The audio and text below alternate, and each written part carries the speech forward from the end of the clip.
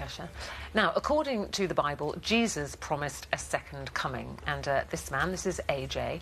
AJ claims that he is that second coming. He is Jesus. He's called Controversy, claiming he is Jesus Christ, and that 2,000 years after he was crucified, he's come back to earth to spread the love of God. He's not alone in the studio this morning. His girlfriend believes that she's Mary Magdalene, and she says she remembers watching the crucifixion, watching in horror as Jesus was nailed to the cross. This is absolutely fascinating. First of all, what do I call you? Do I call you Jesus, my Lord? What do I call, or AJ? Definitely not my Lord. I'm nobody's Lord. Just call me AJ, or my name is Jesus, obviously, but most people don't feel comfortable calling me Jesus, so I'm happy with AJ. Do you call him Jesus, Mary? On occasion I do, yeah. How does it feel, though, Jesus talking to us today and everybody watching at home and knowing that 99.9% of that audience are mocking you, are laughing at you, are saying, this man is bonkers and she must be as bad as him? Well, you know, I've experienced that kind of treatment most of my life in the first century, as well as the life now. We also receive that kind of treatment. So, and we're fairly used to that kind of treatment. I think when the majority of people actually hear or listen to what we say, then of course they have a much deeper interest in what's going on, and often they... Is the second coming more difficult than the first coming? No, I mean, no one's going to kill you this time around. I suppose from that Hopefully. point of view, it's better.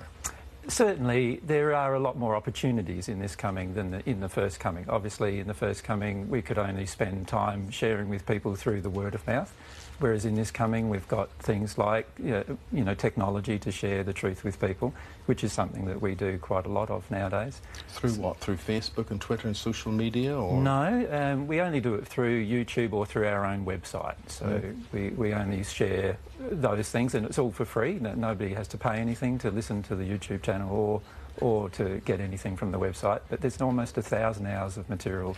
Because there has been that accusation, hasn't there, is that people pay and you have DVDs and cassettes to listen to and books. It's a big cult So that, following. people are saying, oh, you're just creating a cult and you're exploiting people.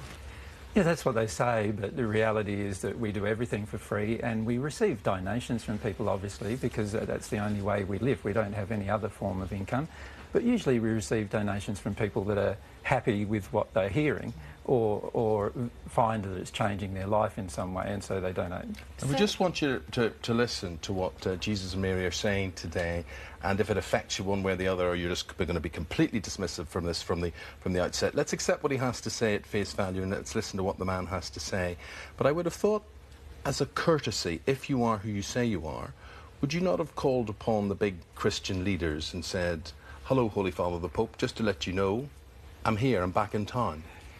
Well, my policy has always been, for the last 2,000 years, never to force myself onto people. So I would never force myself onto the Pope or force myself onto a religious leader to have a discussion. If they want to have a discussion with me, I'm very open to having a discussion with them. And have they made any contact with you? No, at this point, no, because they view me, as most people do, as some kind of cult leader who wants to do something else. Do you know how you could change that? You could change that by, for instance, these glasses of water in front of us. You could change that by turning these into wine. You could change that by, people are going to say, you know what they're going to say? They're going to say, go on then, Jesus, impress me, show me a miracle. Prove it, yeah. Yes, well, in the first century, whenever somebody wanted me to impress them, I generally didn't. But the reality is that it wasn't until I was 31 in the first century that I could perform any miracles at all. And I never turned water into wine, actually. That's a myth. But I did perform other miracles in the first century once I became at one with God. And as I've said to people nowadays, I'm not yet at one with God again. I've got to go through the same process that I went through in the first century. Once I become at one with God again, both of us expect to be able to perform what people might call miracles. But to us, they're just the realities of being at one with God. Gosh, there's so much I want to talk to you about. Yeah, you grew up in a very small community in South Australia. I did. So when did you believe, when did you think, I am Jesus? Well, I've had memories all of my life, of my entire 2,000 years of life, but it's been very difficult to assimilate them psychologically into my current life. So that didn't happen until I was 40, or just after 40 years of age. But before then I've had many... 40 or 14? 40. 14. Yeah. Now, I'm 50 now, so 10 years ago, around about. But I've had many memories from the age of 2 onwards. But so when you say memories, what sort of things are we talking about? Memories of my life, of what happened in the first century, my death, they were your resurrection. Yes. Have people ever said to you that that could just be a dream? You know, we all have dreams that we've been something, been somewhere, been somebody else. Certainly, certainly they could be those things, and I've spent a lot of time hoping they were, actually, because I realise that if I said what I'm currently saying, that obviously people would generally respond with laughter and derision initially, and so, of course, I myself even hoped that they weren't real. But of course, Mary, then you come into the picture, and you believe you two were meant to be. What do you remember of Jesus' first time around? In the first century, when we knew each other? I remember him as very similar to how he is now, a very humble man, a very kind man who gave a lot to others without expectation or demand upon them. See, a lot of people would believe he was a celibate, and then there is a theory, of course, that he wasn't celibate, that he would have engaged with Mary Magdalene, for instance. Well, he did. we got married in the first century. I was celibate before then. Yeah, that's true. But to people who would be Christian and who would be offended by that sort of belief, what would you say, and what is your message to the world today? You want to go? Well, the primary message is that there's 2 forms of love. There's the love that comes out of the individual, given to another, and there's God's love that can enter the individual. And God's love has the power to transform not only the individual into becoming a more loving person, but also transform the world. And what we're trying to encourage people to do is to engage this process with God, of receiving love from God and then noticing the changes that occur inside of themselves and then sharing that love with others. So that's our primary message. And why have you decided to tell people now that you believe you're Jesus, or that you are Jesus?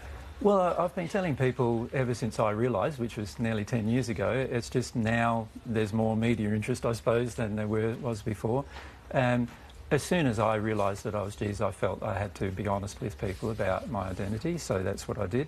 And so, but in terms of sharing the divine truth with them, or God's truth with them, as soon as all of my life I've desired to do that, and I've spent a lot of my life trying to share what I felt was God's truth. And do you with others. talk to God the Father?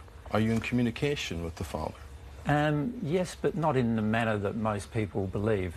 The language of God is love, and the communications with God have to flow through the connection with love. Okay. So, Jesus, I'm sorry to wind you up or cut you off. Sure. Forgive me. We head to the news. We've got to do that. It has been amazing meeting you. Thank you very much indeed. What do you think?